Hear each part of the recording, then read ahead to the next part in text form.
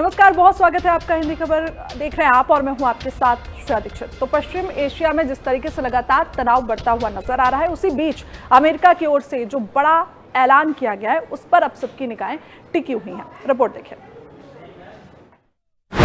Cease fire extend, Iran का क्या stand? Trump का कमाल, ईरान कंगाल। सुपर पावर का प्लान, क्या झुकेगा ईरान? ईरान के खिलाफ जारी टकराव के बीच राष्ट्रपति डोनाल्ड ट्रंप ने एक बड़ा दावा किया है। उन्होंने कहा कि ईरान आर्थिक रूप से टूट रहा है और वहां की सेना और पुलिस को सैलरी तक नहीं मिल पा रही। ट्रंप ने सोशल मीडिया प्लेटफॉर्म पर लिखा कि ईरान हर दिन करीब $500 मिलियन का नुकसान झेल रहा है।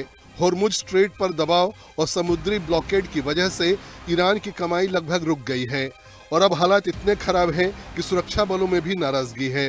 हालांकि ट्रंप ने अपने इस दावे के समर्थन में कोई ठोस सबूत पेश नहीं किया। फिर भी ये बयान ऐसे समय आया है जब अमेरिका ईरान पर आर्थिक और सैन्य दोनों तरह का दबाव बढ़ा रहा है। दरअसल अमेरिका की रणनीति साफ नजर आ रही है। वो सीधे युद्ध के साथ आर्थिक मोर्चे पर भी ईरान को कमजोर करना चाहता है। अमेरिकी ट्रेजरी से जुड़े अधिकारियों ने भी कहा कि ईरान के पोर्ट्स पर लगाया गया ब्लॉकेड उसकी कमाई की मुख्य लाइन को निशाना बना रहा है। खास तौर पर खार्ग आइलैंड को ईरान की तेल इंडस्ट्री का दिल माना जाता है। बताया जाता है कि यहाँ से देश के करीब 90% तेल का निर्यात होता है। अगर यहाँ स्टोरेज भर जाता है और सप्लाई रुकती है तो ईरान की आय पर सीधा असर पड़ता है। देखिए, इस जमाने में टेक्नोलॉजी इतनी जबरदस्त है कि आप कुछ ऐसा फैसला नहीं कर सकते। देखिए, ईरान ने क्या हिम्मत दिखाई अमेरिका के सामने। उन्होंने कितने दिन अमेरिका को तंग करके रखा है, नष्ट किया है, उन्होंने कितना डैमेज किया है, और इजराइल ने कितना मारा है गाजा में, कितना मारा है लेबनान। तो ये शताब्दी में लग रहा है कि एक छोटा देश भी आपको तंग कर सकता है, लेकिन दिमाग के साथ। तो भारत ने जो ऑपरेशन सिंदूर किया उसमें हमने आकाश चला के उनके ड्रोन्स गिरा दिए, हमने S-400 चला के उनके हवाई जहाज को गिरा दिए। उसके बाद जब उन्होंने कोशिश की अटैक करने के लिए तो हमने अपने हवाई जहाज और मिसाइल उनके बेसिस पे लगा दिए। तब लग रहा है सीज फायर हुआ। ये सीज फायर की बहुत लंबी कहानी है। अमेरिका का कहना है कि वो किसी भी ऐसे जहाज या शख्स पर कार्रवाई करेगा जो ईरान को आर्थिक मदद पहुंचाने की कोशिश करेगा। यानी सिर्फ सैन्य नहीं बल्कि आर्थिक घेरेबंदी भी पूरी ताकत से जारी है। इस बीच अमेरिका की तरफ से कुछ लोगों और तेल सप्लाई से जुड़ी कंपनियों पर प्रतिबंध भी लगाए गए हैं। ट्रंप ने एक और बड़ा फैसला लिया है। उन्होंने ईरान के साथ जारी सीज फायर को कुछ समय के लिए बढ़ा दिया है। खास बात यह है कि इससे पहले वे बार बार कह चुके थे कि सीज फायर आगे नहीं बढ़ाया जाएगा। रिपोर्ट्स के मुताबिक पाकिस्तान के जरिए चल रही बातचीत को और समय देने के लिए यह फैसला लिया गया।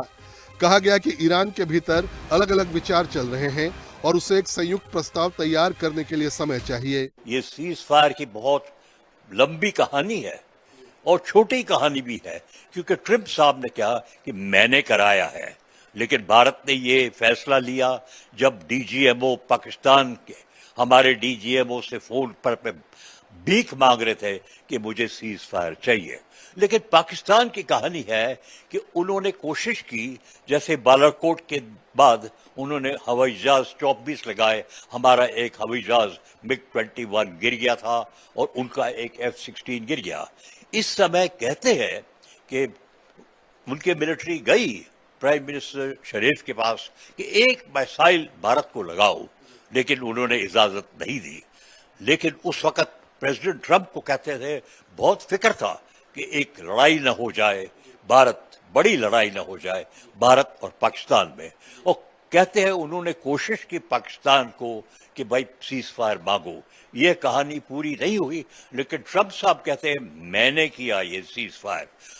24, 25, 40 दफा उन्होंने बोला है, लेकिन हमको पता है कि भारत की उस वक्त ऐसी शक्ति थी, ऐसा मन था कि हमने सीज फायर मान ली। और मुझे लग रहा है कि टेररिज्म इसके बाद उग्रवादी थोड़े कम हो गए हैं, लेकिन ये कहानी चलती जाएगी। अमेरिका अपने देश के अंदर भी असर कम करने की कोशिश कर रहा है। ट्रंप प्रशासन जोन्स एक्ट में ढील देने पर विचार कर रहा है ताकि विदेशी जहाजों के जरिए ईंधन की सप्लाई बढ़ाई जा सके और बढ़ती कीमतों को कंट्रोल किया जा सके। हालांकि ट्रंप के दावे कितने सही है ये साफ नहीं है, लेकिन इतना जरूर है कि होर्मुज स्ट्रेट और तेल कारोबार को लेकर जो दबाव बनाया जा रहा है उसने ईरान की अर्थव्यवस्था पर असर जरूर डाला है। अब देखना यह होगा कि यह दबाव ईरान को बातचीत के टेबल पर झुकने के लिए मजबूर करता है या फिर टकराव को और बढ़ाता है। ब्यूरो रिपोर्ट, हिंदी खबर।